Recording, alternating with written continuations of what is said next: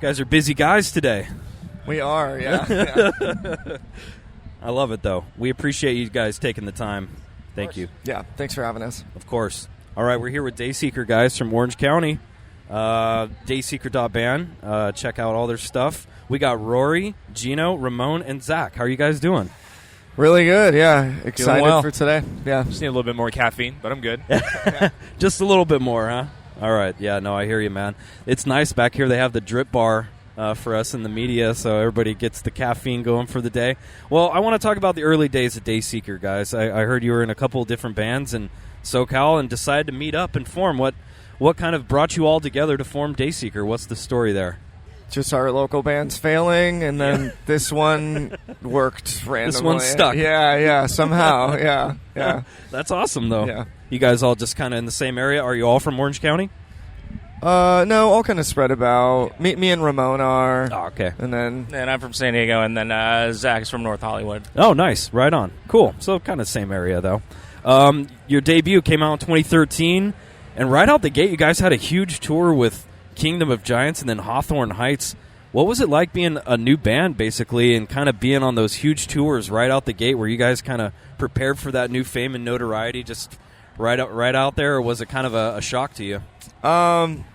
It was still cool to be out for those tours, but they definitely some shows were great, and others you were playing to like 50 people. Right.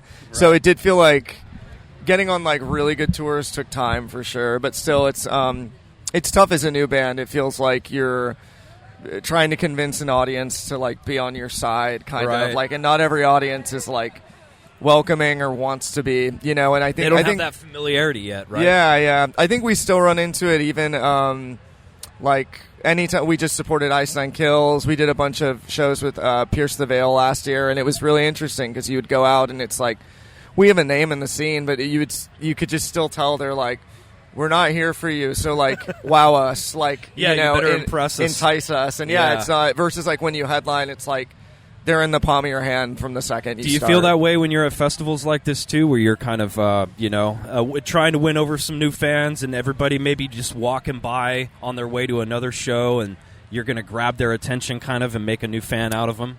Sometimes that's the hope, right? It's cool now because it feels like there are like core groups of people in the audience who are there just to see us, but I'm sure there's people in the back who are just like, I don't have anybody to watch right now, so I'm just going to come check you out. Well, there was another question I had with your new one. So everybody's talking about Pale Moonlight. So for us on rock radio, it's a really strong song, and it cuts through the mix too. I got to kind of congratulate you guys. It doesn't sound like a lot of other stuff out there. So I program radio for a living, and when these songs stick out, they kind of grab my attention in a good way. I want to make sure you guys, get the compliment you deserve on that. So, cool. Thanks, man. Thank you. It's good. And the thing I noticed too, I don't know if it's. I always look up everybody's set list on setlist.fm and see what you guys are playing and stuff like that. I noticed you right out the gate. Pale Moonlight has been like one of the first songs you play, and we were kind of talking just about grabbing people's attention at a festival at large. That's got to be one that immediately, right when you hit the stage, you're grabbing somebody's attention because they've heard it on the station, they've heard it on the airwaves. I would hope is that a conscious choice to kind of put one of your biggest hits right out there out the gate? I think so. I mean, like, you write a song and you hope it does well. I don't know if we were like, oh, this is going to take off at rock radio, but I think when we were making the album, it was one of the first songs we did, and I was like, I want like a good song that would be a good intro to a set. Like, nice. It's like just a beat and vocals, and then the band comes in, and we come in like a minute into the song, and I think we're just grateful that it goes well at rock radio, and it goes over super well live. It does have that build-up vibe, like you're talking about. The first kind of minute of the song kind of gets you, you guys grab everybody's attention, and then it just kicks you in the ass, I love it. Yeah, so, absolutely. Yeah, that's really cool. Well, when you guys go in the studio, is it a conscious choice to play together? Do you guys try and capture that live energy as much as possible when you're recording, or is it more of just recording at the home studio, here's my track, kind of bring it together and then kind of piece it together like patchwork? Yeah, it's probably more of a second way. It feels like a lot of the songs are put together in the studio with our producer first, and then once we realize the song doesn't suck, then we commit, and then we all start playing it together after it's done. So it's kind of I don't know, it feels better that way. It feels like because we used to lay out all the instrumentation first, and then I do vocals. But it's funny, we did drums last on the tail end of this record, and it was cool because I felt like Zach was doing, like, all the vocals are set, so it felt like if he was like, oh cool, I'm gonna do a hit that kind of accentuates the vocal, it was like, it felt more like it made sense cohesively. It wasn't just like random parts coming together. That's awesome. No, yeah, that totally makes sense. Good job, Zach. Nice one, Zach. You guys also announced in July your 6th studio album. I love this title, by the way, Creature in the Black Night. It reminds me of like a 1950s horror movie or something. Sure. What's the kind of story behind that title, and what can we expect with that? Yeah, we had a show in Hawaii, and Creature in the Black Night was kind of a every once in a while I'll just kind of start writing a song in my head when I'm like kind of walking around, and I'd get like a melody idea, and I would just hum it into my iPhone, and I just kind of wrote that about some stuff I was going through in my life. And I feel like our last records were a lot of times more at like face value lyrically, and I feel like the new record is quite a bit more like metaphorical, like there is, it's just like real life stuff happening all the time, but it's not like so spoon-fed to the listener. So that's cool. I don't know, we wrote like Pale Moonlight and then Creature in the Black Night, and then we did half the record, and then kind of felt like there was this over-encompassing theme of like horror and spooky kind of vibes, and so I think when we got done with like the first half of the record, we just leaned into it when we went back to do the second half, and it's a cool like full piece of work if you listen like from the beginning. Yeah, and I don't know if it was a conscious thing, but it's coming out October 24th, and it's like spooky. It's just in time for Halloween. Yeah, we almost talked about doing a Halloween release, but we felt like it would backfire because people wouldn't be like at home, like ready to listen. They'd be out getting drunk at parties, stuff, and so we went the week before. No, and that's I think good, it's though. still Yeah, it's like still close enough. You know? I like that. That's awesome. So the live shows, you just got back from Vegas on Thursday, I think, right? Vina Robles on Friday. You guys are touring maniacs, man. How has it been touring in this moment? Funeral Portrait and Dead on this tour, right? Yeah. How's it been touring with them? Great, yeah. It's the bands are all super nice.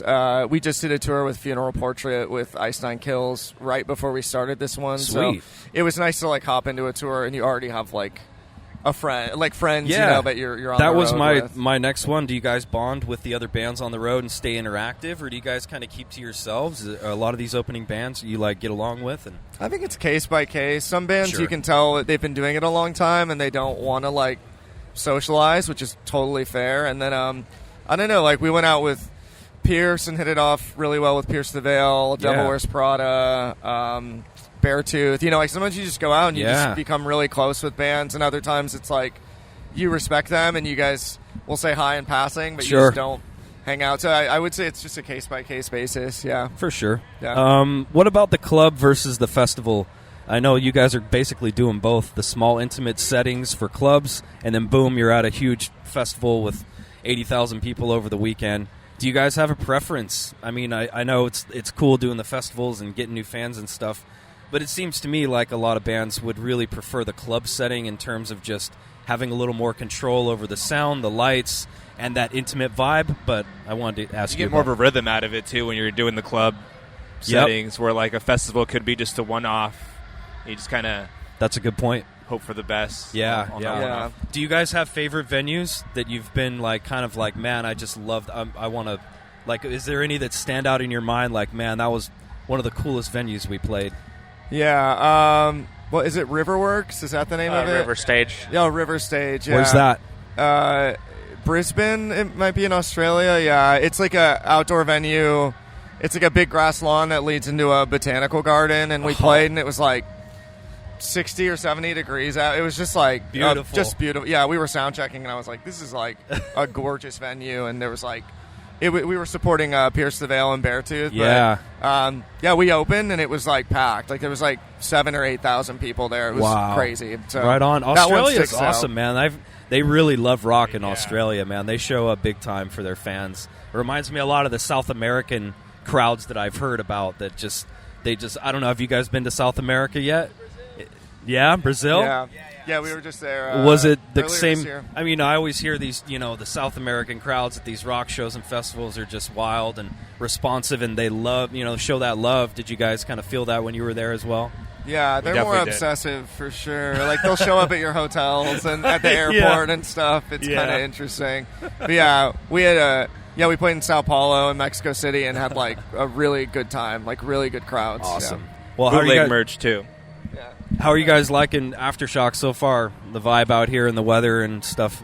How's it Great weather. been going? It's cool. I think we're just stoked. It's not every festival we play. Like we just did Louder Than Life, and it was like 100 degrees, and we were just in suits on stage. So oh my gosh, I'm psyched that it's like 70 degrees out right now. Yeah, it's I gonna hear be you, good. man. All right, well, for the bands out there that are trying to get their start the way you guys did, is there a piece of advice, or maybe a couple pieces, or just stuff that you've learned through the process to give those bands maybe just a little bit of an encouragement and some confidence to get it done? Just invest. Yeah, I'd say like spend. Like some people would write. I had like friends in local bands who would write really good music, but they'd spend $200 on a recording, and it just sounded like it was made in a shoebox. And Yep. I'd be like, the song's amazing. It just sounds so bad. Like nobody's gonna want to listen to it. So spend some money in your recordings and your videos, and I think people take you more seriously too. That's awesome. Thank you guys. Dayseeker from Orange County. Make sure you guys check them out, dayseeker.band. Appreciate you guys. Thank you. Thanks, Sue. Thank you.